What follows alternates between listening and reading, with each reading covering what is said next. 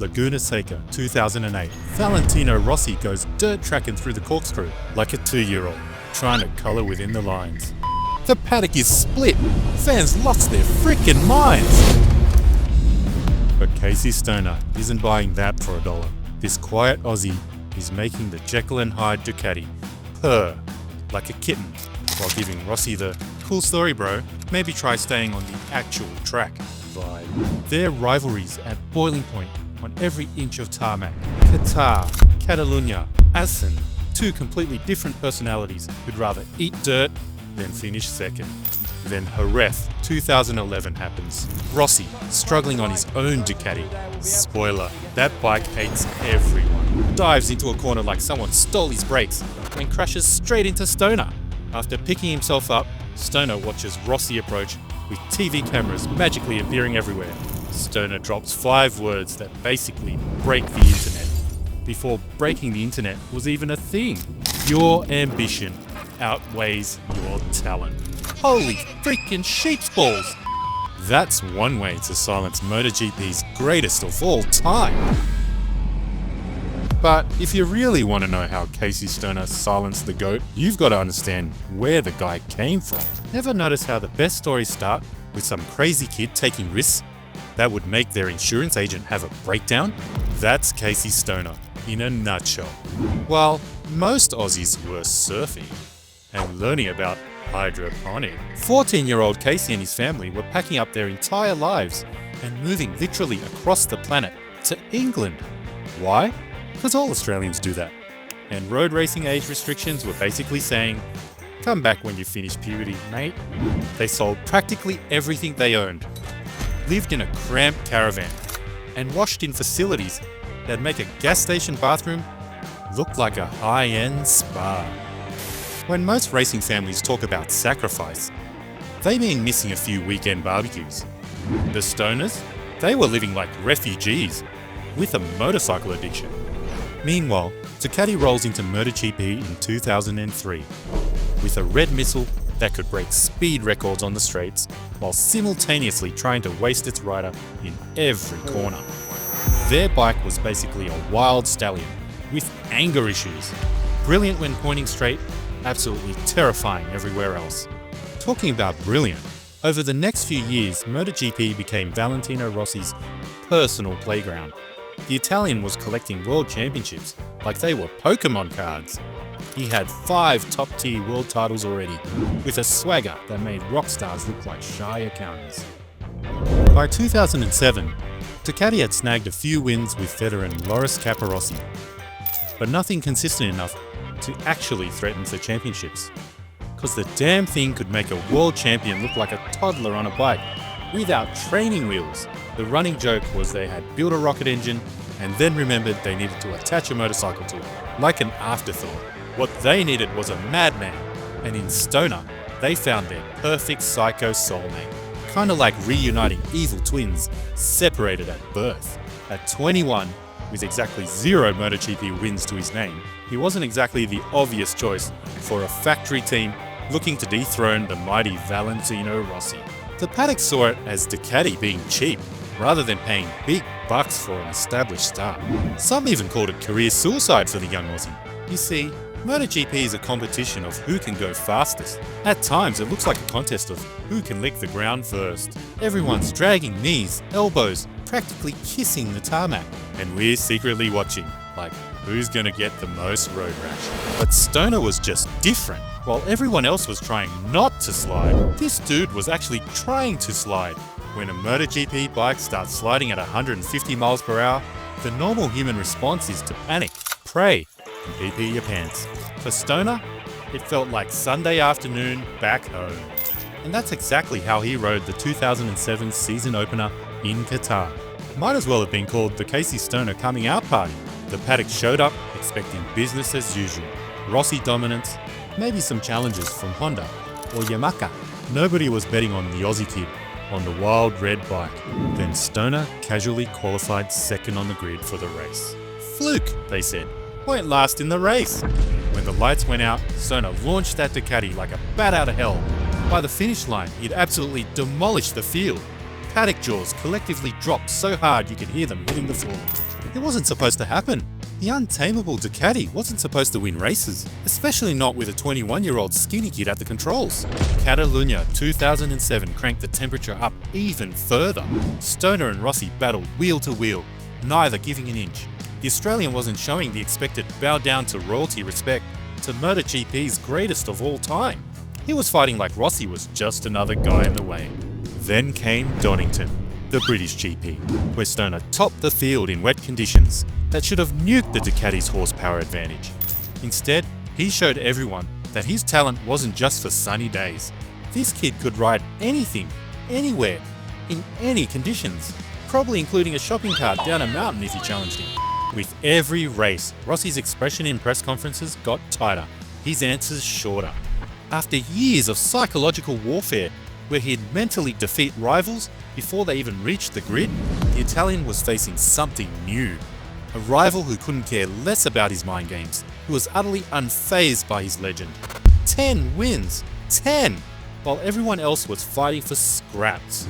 By mid-season, other teams were literally taking their bikes apart, trying to figure out how this 21-year-old Aussie was making the unrideable Ducati dance around circuits like it was on rails. Thing is, it was never about the bike. While other riders tried to tame its rear-wheel slides, Casey actually invited them to the party. He deliberately pitched the bike sideways early in corners, using the rear-wheel slide to point the bike where he wanted it to go. When other riders felt the rear step out, their instinct was, oh crap! Stoner's was, perfect, now we're racing.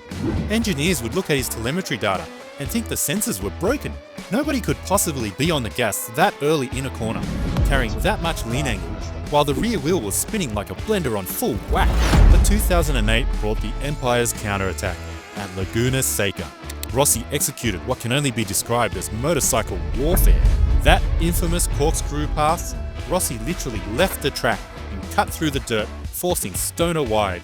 It was either the greatest move in MotoGP history or the most outrageous bend of the rulebook, depending on which garage you were standing in. Everything boiled over at Jerez in 2011. By this point, Stoner had moved to Honda, proving he could win on anything with two wheels, when Rossi, now struggling on the Ducati, crashed directly into him. Stoner stood in the gravel trap watching his race evaporate. When back in the pits, Rossi marched over with the TV cameras in tow for a very public apology. Stoner's response? These immortal words. Obviously your ambition outweighed your talent. Telling the most decorated rider in the sport that he was overstretching his abilities? That's like telling Gordon Ramsay his pasta is overcooked. What are you? An idiot sandwich. You simply don't do it unless you're freaking Casey Stoner. That year, Stoner went on to win his second world title, just to make sure everyone knew the first time wasn't some lucky fluke. By snagging titles with two different manufacturers, Stoner had silenced everyone. Not just Rossi, not just the doubters, not just the armchair experts, everyone. The quiet Aussie who let his riding do the talking had delivered the loudest statement possible, but he was about to pull off something even more shocking. And nobody, absolutely nobody saw it coming. It's May 2012, French Grand Prix at Le Mans. Stoner walks into the press conference room, seemingly for another routine media appearance. Journalists are half awake, mindlessly scribbling notes, probably thinking about what's for lunch, when he casually drops an absolute bombshell. He's retiring at the end of the season. Not racing in the 2013 championship. I will be finishing my career at the end of this season in MotoGP. At 26 years old, leading the championship, riding for the most powerful team in the paddock. The room freezes. Journalists fumble with recorders, nearly dropping their coffee cups, like they've just seen Bruce Willis was a ghost for the first time. Wait, what? Retiring? Is this a joke? But Stoner never joked about racing. The paddock loses its collective mind. Team bosses, riders, media, fans, everyone's scrambling to make sense of it, like they've just seen Joe Biden shaking hands with a ghost. Casey Stoner, in his absolute prime, saying, "Thanks for the memories, I'm out." It's like walking away from a casino while you're on a hot streak with chips stacked to the ceiling and the dealer crying. Casey had his reasons, of course. The politics, the media circus, the constant travel, the bullshit, as he called it. While other riders were busy posing for Instagram and selling perfume, Stoner saw fame as an annoying tax you pay for doing what you love. And eventually, that tax bill got way too steep. His daughter had been born earlier that year. The thought of missing those precious first years while flying around the globe playing celebrity? No championship trophy could compete with that. Not even a solid gold one with diamonds for eyes. There were still races to run though. The farewell tour included one last heroic stand at Phillip Island, his spiritual home track where he'd never lost. Turn 3 had literally just been renamed Stoner Corner in his honour. Talk about pressure. If there was ever a time for the Australian winning streak to end, this was it. Nah. Stoner absolutely massacred the field, taking pole and crossing the finish line nearly 10 seconds ahead of everyone, completing 6 years of consecutive wins at the island, a track on every MotoGP rider's Mount Rushmore, but one he had no more experience at than everyone else. A masterclass so dominant it was almost rude, like he was saying, "See what you're all gonna miss?" without saying a word. 2 weeks later in Valencia, he suited up for the final time. Look closely at the back of his leathers and you'd spot 2 simple words that summed him up. Gone fishing. Not goodbye, or thank you, or some emotional farewell. Nope, just a casual reminder that while everyone else was obsessing over lap times and sponsorship deals, Casey Stoner would rather be sitting in a boat with a rod in his hand and not a camera in sight. And then he was gone. No long goodbye tours, no constant appearances, no desperate clinging to the paddock life like an ex who can't let go. While other retiring champions couldn't stay away, hanging around garages like ghosts, Stoner vanished like a magic trick. Yeah, he dabbled in testing roles later, first for Honda, then ironically enough, for Ducati. He even tried his hand at V8 supercars back in Australia. But these were footnotes, not headlines. Like a rock star who showed up for the occasional jam session, but has zero interest in touring again. And after he walked away, everyone finally realized what they'd lost. The dude was the only Ducati rider to win a race from 2008 to 2016. Yeah, 6 years of racing after he had left for Honda, and that Italian rocket ship might as well have been a fancy red paperweight for everyone else. Kind of hard to imagine now, with Ducati dominating everything, isn't it? It's like Stoner had been speaking some secret Australian wizard language that only he and that red beast understood. Everyone else was just making awkward small talk with a motorcycle that was giving them the silent treatment. Originally, everyone thought this dirt track style was some quaint little Aussie quirk. Oh, look at that country boy with his slidey techniques. By 2015, it became practically mandatory.